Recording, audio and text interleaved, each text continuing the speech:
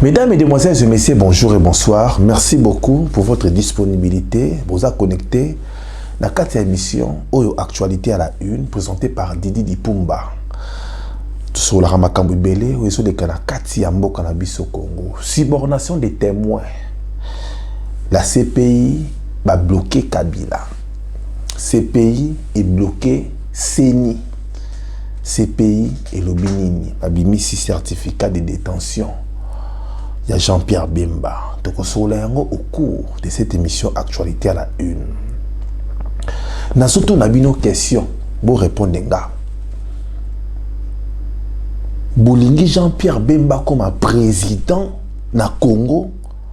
To Bolingi Jean-Pierre Bemba comme un président T. Tout réfléchir ensemble.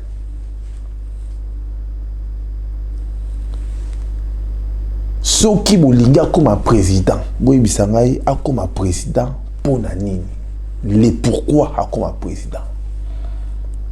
Ceux qui fait bolobi qui a comme un président te, boy bisangai pour nani Jean-Pierre Bemba a couki comme un président na Congo te.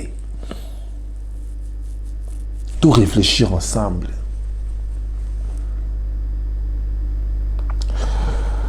Mesdames, Mesdemoiselles et Messieurs, Zakari Bababa soit rejeté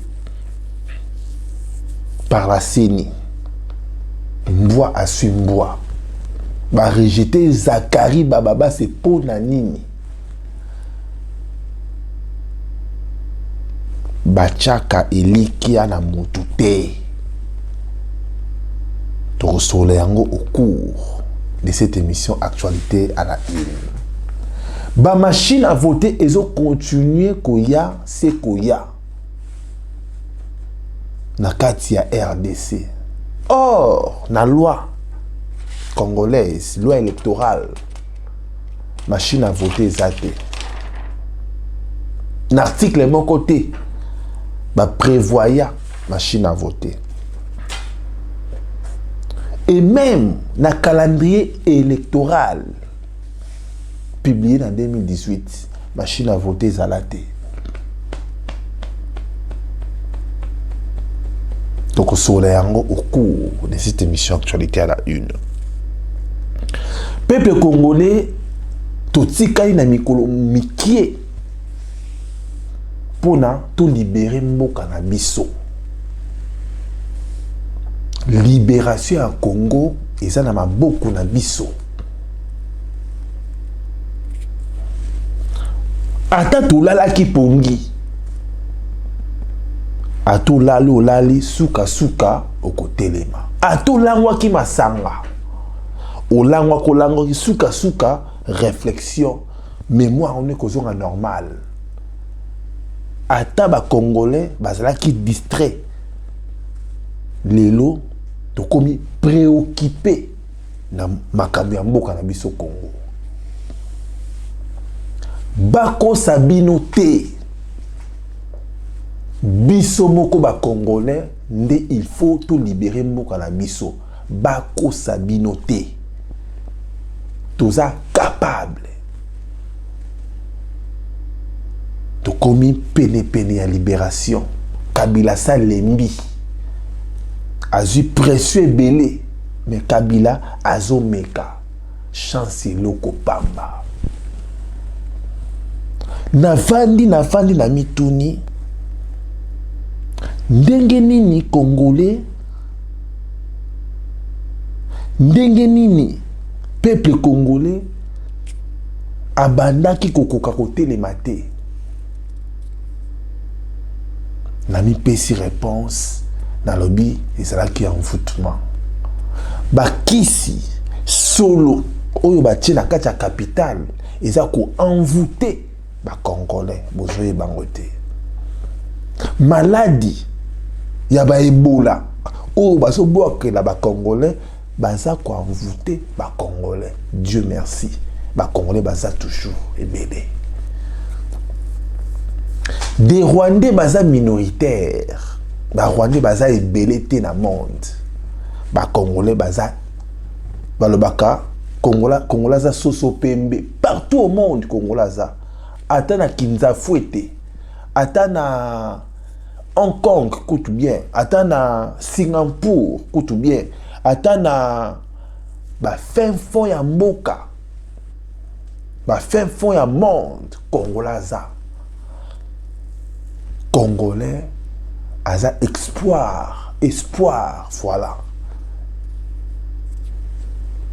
Ya monde, na sens nini. Mabele na biso eza tellement riche. Mais biso moko ba congolais tosuki paka na richesse ya mabele na biso te. Mabele na biso ezolié sa monde entier. Mais biso moko ba congolais tozomona ngo te ke kaka mabele o ndezo tonga ba oui et comme ça ba juif ba milliardaire mabele à Congo. Soki peuple congolais to bengani batoyo to komi ba riche. Soki peuple congolais to bengani ba rwandais ba ougandais batoyo basala esprit mabe na kata mboka na biso to komi ba milliardaire. Soki peuple congolais osa déterminé au travail na mabele mboka na yo o komi millionnaire. Na pese exemple moko normal. Moïse Katumbi a comme millionnaire na mabele à Congo. Mabele musuute à Congo. Ça prouve que ceux qui vrais Congolais aux apéwano vani comme étant gouverneur na motema malamu oza nango okokomisa pe bandeko na yo bato mbongo. Boyi pona nini kindoki ekota makasi na Congo pona pasi. Boyi pona nini jalousie ekota makasi na Congo pona nzala pona pasi. Mais na mitunaka pe lokoyo eza ba question ebele na vanda na mitunaka. Ndenge nini Kabila azo blague na ba opposant ti na niveau yo. Pardon. Ndenge nini Kabila azo ko blague na ba homme politique na ba intellectuel ti na niveau yo moto ya tanga classe T. Moto ya tanga classe T, atanga licence T, atanga doctorat T. Mais azo blaguer na ba docteur. Il faut pas qu'on ba humilier yo ti na niveau ana. Il faut qu'on garde personnalité na yo. Peuple congolais. Toza capable ya ko bengana batuana. Soki kaka tolongoli kobanga. Soki kaka toza déterminé. Soki kaka to telemi comme une seule personne. Ndenge na 1960 to benganaka ba Belge na Congo. C'est possible. L'histoire se répète. L'histoire est se répéter au Congo. Na fuyé les sous n'a ko tomber na lobotonomie. Lobotonomie et ça est moto ba longoli mémoire bazui likosi batango liboso bazui liboso batiako na sima. Ça veut dire que makambu oyo ba opposant congolais bazo sala Kabila a lobotomisé bango. Kabila a lobotomisé homme politique ya Congo. Tous les exemples étaient mouvement Chibala. À Saraki na UDPS. abanda kokanga Congolais ça ana pasi Kabila zo mais la pouvoir Kabila ça manane sili bla bla bla bla bla Bruno Chibala locataire abanda kotambo na vélo tant kaka komi côté à Kabila Amélie Soupu abosani passe à Congolais abosani place à Outa à comme mon na makamno surtout et comme nango bien pour na ba Congolais no surtout lobotomiser ba lobotomiser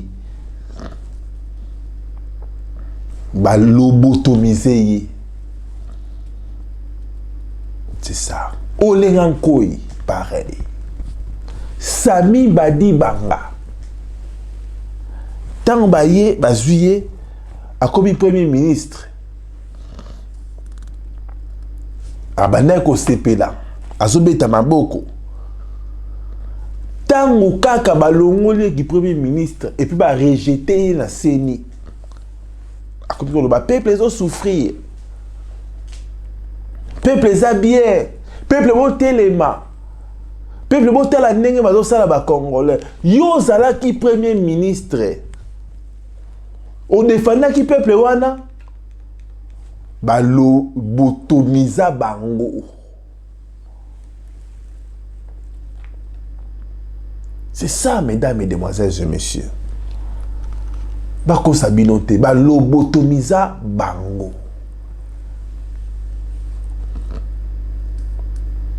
na yebisa rabino toute la confiance dans les hommes politiques. Mais tout soutenir, oyo, ça vraiment un souci à peuple. Yango na ebisa kabino. Je suis ni pour opposition, ni pour la majorité présidentielle, ni pour Kabila. Je suis pour les peuples congolais. Na sala ka mission OT pour Nanzala jamais du tout na sala ka mission OT pour Nazala besoin ko sala yango te na sala ka mission OT pour na komi la kisate na sala ka yango pour na Naza na motema malamu na bonne foi pour na ko informer peuple congolais gratuitement na yaka kosenga bino mbongo te o bo pesa ngai te mais na sala pe na besoin mbongo na senga bino mbongo te o bo sombela nga boya te na sala ke fort nga mo na sombi na chango na disposition ya peuple congolais motema ndesandu kwa makambo lobotomiza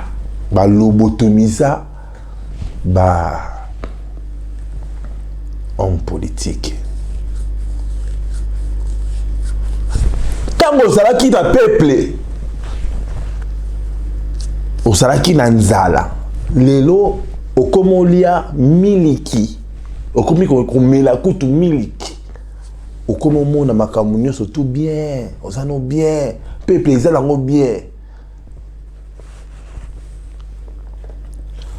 Jean-Pierre Bemba de Loyeyo a souffrir moralement.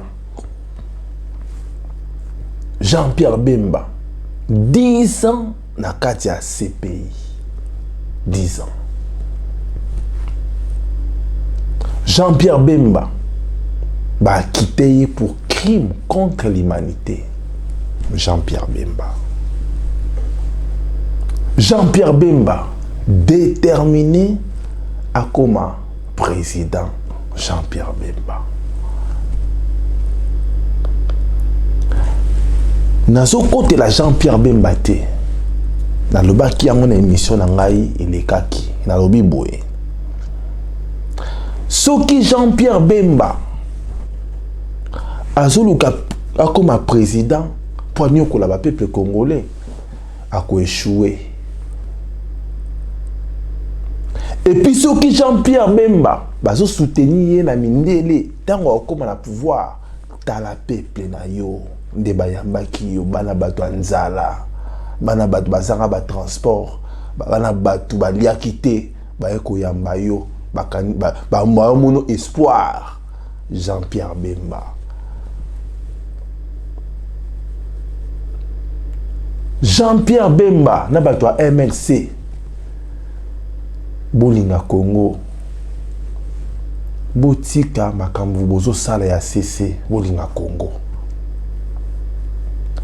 Na lobaki sous na émission na ngai, Jean-Pierre Bemba, mukolo koma président, si Dieu le veut, kanisa, peuple congolais.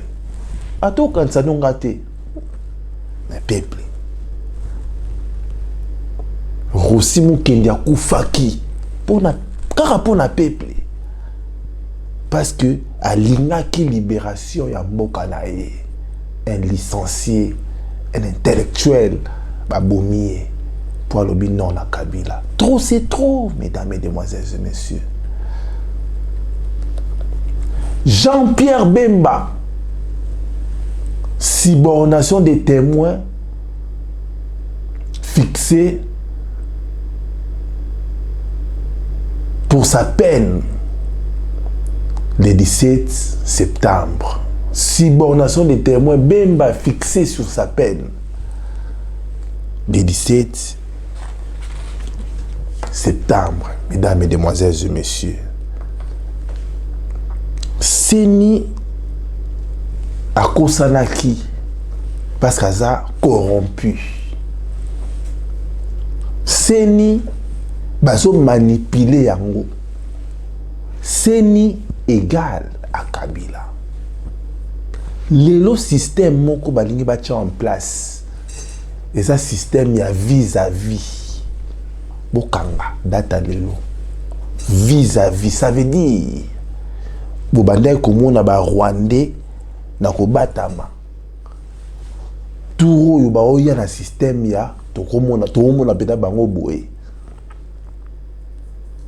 Tozomona pena bango boye. Vis-à-vis. C'est ça, mesdames, mesdemoiselles et messieurs.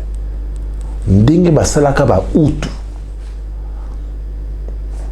Ndenge babomaka ba utu. Ndenge génocide rwandais salimaka. Ezalaki créé par ba touti. Ezalaki planning. Ba utu ebele ba kufa des Rwandais, des innocents. Aujourd'hui, les Tutsis dirigent l'Ouganda. Les Tutsis dirigent les Congo. Mais ndenge bazo diriger Congo, ata o dirijaka, suka baro okoza démissionner. Tout le monde a yango. Oza mettre à foot, suka baro valisao. Ouganda, Rwanda, un jour, beaucoup futa. Makila botangisi, beaucoup futa ngo fois 1000. Beaucoup futa ngo fois 1000. La Cour pénale internationale, ce pays rendra en septembre sa décision en appel sur une peine à la contre de Jean-Pierre Bemba, ex-chef de guerre et aspirant à la présidence du RDC. Dans une affaire de subornation des témoins, Jean-Pierre Bemba s'est bloqué. Une affaire de subornation des témoins. Après plus de 10 ans en détention, Jean-Pierre Bemba est en liberté provisoire depuis son acquittement. Surprise, un appel en juin devant la CPI. Des crimes de guerre et des crimes contre l'humanité au Yazaraki condamné. Depuis juin,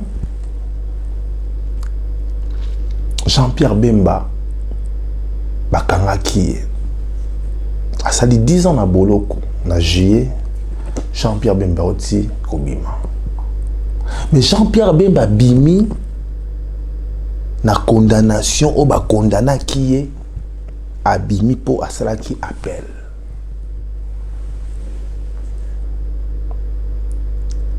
Balobi bien que asala qui innocent yango ba akita qui. C'est aussi possible que Jean-Pierre Bemba va quitter pour subornation des témoins. Mesdames, mesdemoiselles et messieurs. Boyebi, ce qui CPI, et comme il faut enseigner la RDC droit, c'est la honte. Boyebi CPI, c'est comme ça la différence entre subornation et corruption. Et comme il faut enseigner les professeurs et l'université, les étudiants, les Congolais, c'est la honte. Boyebi ce qui CPI, et comme il faut l'acquisake, tout ça là-bas, na Congo, c'est la honte. Ce qui lelo ba libéré Jean-Pierre Bemba mon appel à Sali Kabila à Rosala bloqué puis aza bloqué bota la mukanda oyo CP abimisi ba komi ngoni certificat de détention na kata certificat oyo bazo témoigner en bien pour Jean-Pierre Bemba. Ce qui s'est payé, comme il témoigner boye, na signature, na caché, na yé, ça dit beaucoup. Mesdames, mesdemoiselles et messieurs, c'est pays wana et ko yambaka Kabila bientôt. Bakokanga Kabila. Boye bango bakokanga ye. Ces pays, les Otika, Bemba, les Okanga Kabila. Vous voyez pourquoi ils Kanga Kabila? Bah, qu'on jugeait pour crime de guerre contre l'humanité, Oyo, bah, Akitaki, Jean-Pierre Bemba. Bah, Lia Kata Mundelete. Bah, Iba Kala Mundelete. A ko trahir yo. Osa président, il y a Gênes, Oya qui gêne. Construire Mboka Oyakigène, construire Tcha, sécuriser. Nous gérer au salipe moi ba entreprise na yo en profit ya bana Mboka. A tous à la qui Rwandais bana Mboka ba otala ba bino non. Muto eko bongisa la biso Mboka et comme le roi France. A tous à la qui Rwandais, Congolais, en Boko. C'est ça. A tous à la qui Français, tous à la Rwandais, t'es pas Rwandais, tous sonner déjà mal. Tous à la qui Français, Congolais, en Boko, au Longoli, passi na Congo, au Yé, au Matisi, au Pessi Batumisala. Mais yo soya. Oyebisa kibiso ke ukoya kotonga or oye koboma. Oyebisa kibiso okoya kopesa batu misala or oye koyiba. Oyebisa kibiso ko kotonga 5 chantiers or 5 chantiers on est makila ya batu. Mais non, mesdames et demoiselles et messieurs. Merci beaucoup ndeboso landa biso. Tout ça vraiment déterminé. Pour la toye bako informer bino na makambo ebele o eso le cas na kati ya mboka na biso Congo. En tout cas pour ngai na omona ndire Jean-Pierre Bemba pour nanga na omona na ebike avant le 17 ce que na moni ba information ils un peu trop serré dans ya ko yebisa bino mais pour nanga ça n'engage que moi CPI a rotika Jean-Pierre Bemba. Pour nanga, nazomona déjà, tant que CP abimisi mukanda oyo, pour na bongisa image à Jean-Pierre Bemba, c'est que y a quelque chose qui est bombami. Balingi sou Kabila te, Kabila okende. Balingi sou te. Ba oni tuwana, balingi sou Kabila te. Ba komi ko bonde la Kabila, soit na yo logistique, soit na yo et Kabila zoboya. Mesdames, mesdemoiselles et messieurs, Kabila za la force morote. Ceux qui balobi ba bomba Kabila dans 2 jours à bomaye. A la force te, mais bazo conseiller. Ti a relâcher. C'est possible. Ba okangaye des chadari des batutouana ba okanga bango. Baza déjà na ba sanctions. Ba okanga bango mesdames, mesdemoiselles et messieurs. Ba okena CP bomoni Bosco Tanganya. Bomoni Rwanda Bosco Tanganya. Ba juger bango point, ba juger point ni crime de guerre. Crime contre l'humanité. Ba chadari wana ba okende. Funa ba okende ces pays. Ba mbongo oyo bazo yiba. Batouana kuna de ba oliango. C'est ça. Merci beaucoup, mesdames, mesdemoiselles et messieurs. Mon gongo suit. Nazo diminuer un peu Koloba Makasi pour bota la kaka. Zakari Baba Soué rejeté par la CENI. Bah rejeté Zakari Baba c'est pour Adine. Pour Adine bah rejeté. Zakari Baba sur lobby atika n'a composé candidature T. Alobi a déposé une candidature dans l'élection OT. Mais c'est ni salié à qui ne rejeté Zakari Babassu.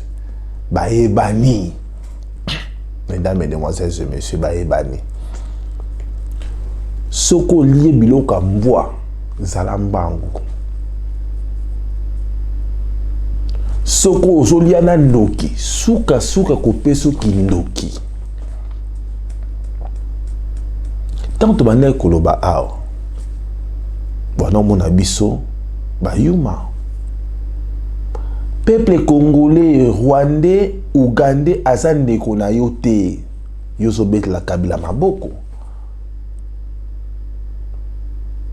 Bino tu oyo Kabila a pesa bino bambongo na ye, borokende na ye. Quel que soit ozalaki congolais, un congolais, c'est celui souci à Mokanae. C'est celui qui a besoin de la réussite, de voir la réussite de son pays, de voir le développement de son pays. Mais quand tu es congolais, tu as le plaisir de voir le sang de tes frères congolais. Là, tu es Satan en personne. Un Congolais doit avoir un bon cœur pour son pays. Doit savoir protéger les Congolais. C'est ça, mesdames, mesdemoiselles et messieurs. Tant que Batouana Basa qui n'a parlement, Bate belé, ils ont Zakarité. Ils ont Zakarité. N'a boyko approfondir sur Zakari Bababaswe. Mais nazaka koye bisabino que ceux qui seni abimisi mukanda oyo aebinini azoluka aebinini oyo bazo sala beaucoup à la distraction te échoué peuple congolais beaucoup à la distraction te au bois que ça Zakari au bois que ça a été et talibiso nanini. Mais Zakari, c'est un Congolais. Non, la différence entre les Congolais. Un vrai Congolais, c'est celui qui veut le bonheur de son prochain Congolais.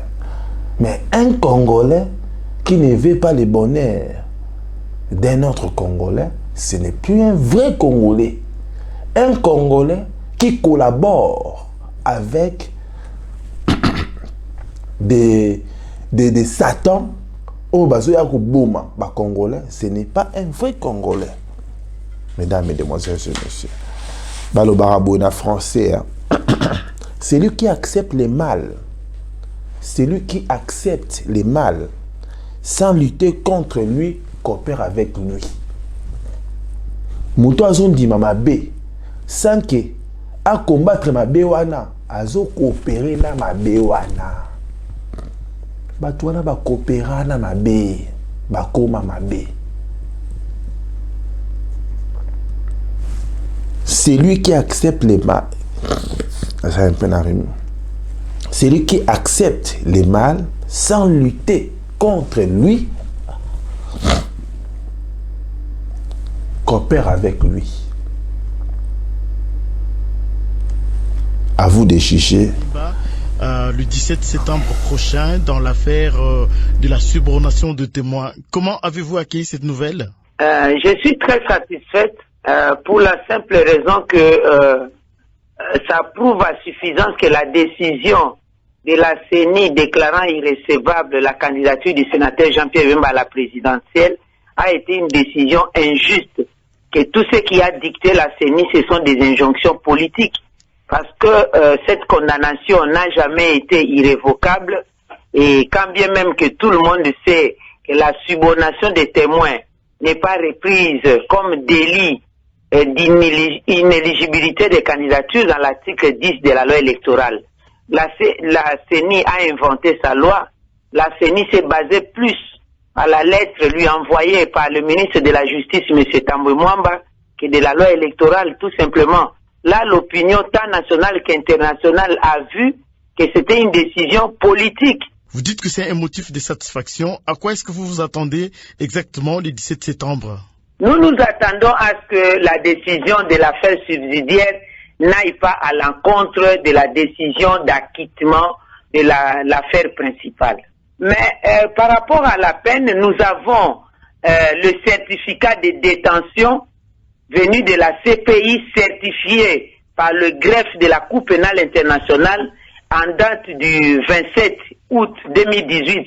À notre demande, il est clairement écrit que dans l'affaire, le procureur contre M. Jean-Pierre Bemba et consort, donc l'affaire de subornation des témoins, la peine initialement prononcée a été annulée en appel et la question a été renvoyée à la chambre de première instance pour une nouvelle décision. Après cette annonce de la CPI, si jamais Jean-Pierre Bemba est acquitté, comment comptez-vous aborder son dossier au niveau de la Cour constitutionnelle? Nous avons déjà introduit le recours en bonne et due forme depuis hier. Le retour de Jean-Pierre Bemba à Kinshasa est prévu pour quelle période? Jean-Pierre Bemba est sénateur. Il y a la rentrée parlementaire le 15 septembre, la session qui commence le 15 septembre jusqu'au 15 décembre. Donc il est sénateur, il viendra pour participer à la session ordinaire de septembre. Madame Eve Bazaïba, je vous remercie. C'est moi qui vous remercie. Madame Eve Bazaïba, bonjour. Bonjour. Voilà, donc en gros, Jean-Pierre Bemba au Congo, en mois de septembre, et avant décision, il y a justice congolaise dans total. Hein. Moi, je crois bien que solution est ça pour Jean-Pierre Bemba. Donc, nous allons défendre les Congolais. Pour défendre les Congolais, ce n'est pas qu'à Jean-Pierre Bemba. Si c'était le cas, il y a Félix Tshisekedi, ceux qui ont une idée à bien pour sauver le peuple congolais, je le ferai dans le cas Awa. Mais le coup les a Jean-Pierre Bemba, donc voilà, tu es informé Bino que Jean-Pierre Bemba décision nae et koki pe kozala satisfaisante côté il y a peuple congolais, il y a bateau balingakaye pe côté à parti nae. Donc espérons que à venir il y a Jean-Pierre Bemba et kozala bien et puis à Rosala na souci à peuple congolais on a tourné bien nos questions ce que ébiqué au lingi Jean-Pierre Bemba té yebisa biso de pourquoi lingi était pourquoi lingi ta président le soko lingi Jean-Pierre Bemba za président yebisa pe biso pour na Jean-Pierre Bemba pour na Zakari ba baswe déjà dans l'équipe dossier wana Ils ont intéressé. Le pénal international annonce. Ceux qui ont placé Joseph Kabila au pouvoir ne savent plus comment s'en débarrasser. Le président tire profit de la division de son opposition et de l'insécurité pour se maintenir au pouvoir. Les forces qui ont participé aux présidences, ceux qui ont placé Joseph Kabila au pouvoir ne savent plus comment s'en débarrasser. Le président tire profit de la division de son opposition et de l'insécurité pour se maintenir au pouvoir. Les forces qui ont participé aux accords de paix et de transition dont l'Église sont excédées par le comportement du pouvoir en place. Un régime de sanctions européen, malheureusement, risque d'être inefficace. S'il est contre le droit, il soudera une partie de l'opinion congolaise derrière son président. Il sera un exemple du double standard. Car le criminel Paul Kagame, Sassou Nguesso, change la constitution, et il y en a d'autres, pour se maintenir au pouvoir, et on ne dit rien. La seule solution, c'est une action du Conseil de sécurité, qui prenne en compte l'ensemble de la situation des Grands Lacs pour obtenir par la diplomatie et la force un processus négocié. La France, la Russie, les États-Unis peuvent porter cette initiative, entamer un travail de fond liant sécurité et développement pour que la paix revienne dans l'Afrique des Grands Lacs et, si c'est nécessaire, par la force. Ok, mesdames, mesdemoiselles et messieurs, la seule solution, c'est par la force. Bato batia Kabila wana, bazo bandeni ya olongola ete, ba lié ba meli soupu ba yibi ba tout. La seule solution, c'est par la force.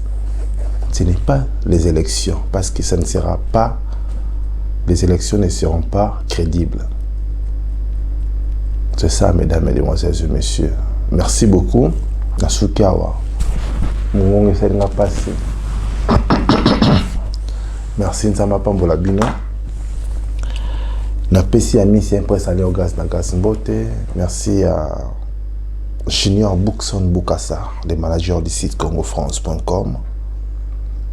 Na Sanité, na monsieur Gary Mouika depuis Paris, na PC mbote. Na PC mbote na Nzana, Etienne Nzana, na Paris, na PC mbote. Bien surtout. En tout cas, Lelo, na soit qui quand même courage. Il y a quoi informer Bino parce que les a soucis autotier soucis moko ya primordial autotier di bosso pour na quoi informer Bino. Prochainement no yamba Mathieu Ilunga et puis no yamba bande comme sous au bali ko intervenir na émission na biso mongongo c'est tellement passé donc je n'arriverai pas à continuer l'émission au pour natam autant moulay. La paix bino merci mingi. Nzambalola apambola biso. Nzambalola apambola Congo. Merci beaucoup.